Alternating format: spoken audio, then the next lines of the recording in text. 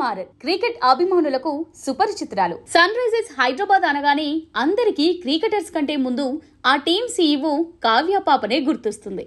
అసలు ఎవరి కావ్య మారన్, ఆమె బయోగ్రఫీ ఏంటి, ఆమె లవ్ స్టోరీ ఏంటి అనేవి ఇప్పుడు ఈ వీడియోలో తెలుసుకుందాం. ఎక్కడా స్కిప్ చేయకుండా వీడియో ఎండింగ్ వరకు చూడండి.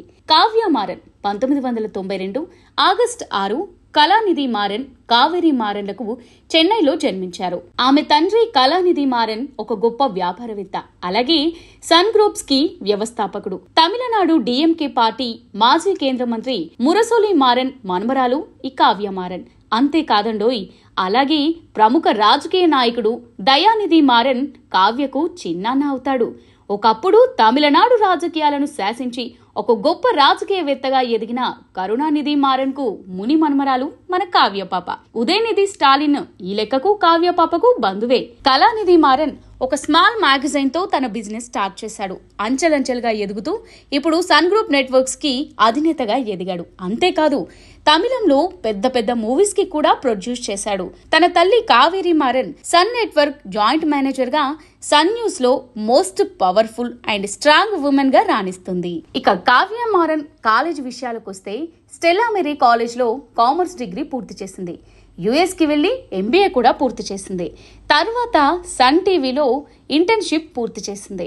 సన్ మ్యూజిక్ ఎఫ్ఎం రేడియోలో ఎగ్జిక్యూటివ్ గా వర్క్ చేసింది. మెలకువలు నేర్చుకుంది. ఆ తర్వాత సన్ నెట్వర్క్ కి మేనేజింగ్ డైరెక్టర్ గా కూడా చేసింది.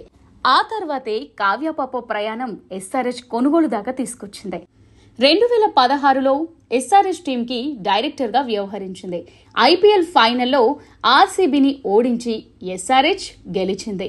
ఇక 2018లో సన్ రైజర్స్ హైదరాబాద్ కు సీఈఓగా బాధ్యతలు తీసుకుంది. ఐపీఎల్లో ఉన్న అన్ని టీమ్స్ లో అతి చిన్న వయసులో సీఈఓగా మారిన ఘనత కూడా కావ్య మారన్ కి దక్కింది. ఎస్ఆర్హెచ్ తరపున వేలంలో మంచి సెలక్షన్ ఉంది అని కావ్యకి పేరుంది. ఇక వేలం పాటలో అందరి దృష్టి కావ్య మారన్ పైనే ఉంటుంది. ఖర్చెక్కువైనా సరే మంచి మంచి ఆటగాళ్లను ఐపీఎల్లో తన టీంలోకి తీసుకుంటుంది. టీం గెలిస్తే ఎంతో హ్యాపీగా కేరింతలు కొడుతూ ఎగురుతూ ఉంటుంది స్టేడియంలో. అదే టీం ఓడిపోయిందనుకోండి, ఇంకా డల్ గా ఫేస్ పెడుతుంది. ఇంకా ఇలా వివిధ ఎక్స్ప్రెషన్స్ తో సోషల్ మీడియాలో కావ్య పాప కొన్ని లక్షల మంది ఫాలోవర్స్ ను సొంతం చేసుకుంది. కెమెరామాన్స్ అయితే ఎస్ఆర్హెచ్ మ్యాచ్ జరుగుతుందంటే ఖచ్చితంగా కావ్య పాప మీదే ఫోకస్ చేసి పెడతారు. కావ్య మారన్ డల్ గా ఉంటే ఫ్యాన్స్ చాలా హర్ట్ అవుతారు. టీం ఓడిపోయినా, టీం ఎలాంటి సిచ్యువేషన్లో ఉన్నా కావ్య డల్గా ఉంటే మాత్రం అస్సలు ఓపిక పట్టలేరు. ప్లీజ్ స్మైల్ కావ్య పాప అని చెప్పి ముద్దుగా పిలుచుకుంటూ కామెంట్లు పెడతారు. కళానిధి మారన్ ప్రొడ్యూస్ చేసిన జైలర్ మూవీ ఎంత పెద్ద హిట్టో మనకు తెలిసిందే. మన కావ్య పాప రేంజ్ ఎంతలా ఉందంటే ఈ ఒక్క ఎగ్జాంపుల్ చాలు.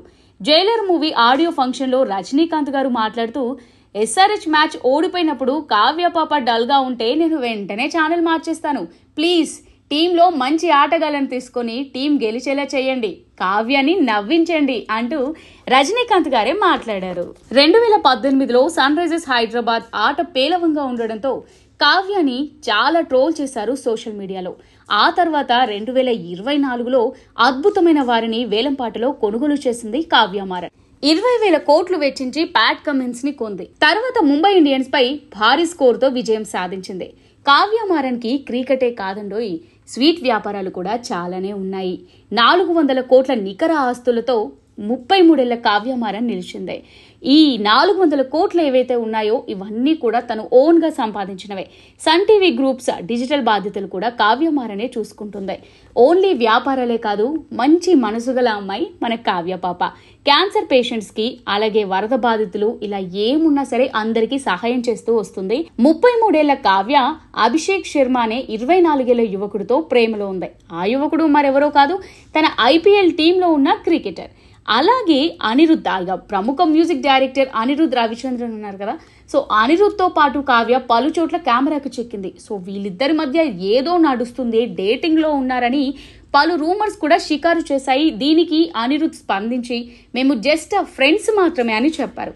ఎనీవే, కావ్య గురించి టోటల్ డీటెయిల్స్ అయితే షేర్ చేశాము. ఇంకా ఇలాంటి మరిన్ని ఇన్ఫర్మేటివ్ వీడియోస్ కోసం మన ఛానల్ని లైక్ చేయండి, సబ్స్క్రైబ్ చేయండి, మీ విలువైన కామెంట్ని తెలియజేయండి, అలాగే మీ ఫ్రెండ్స్కి కూడా షేర్ చేయండి.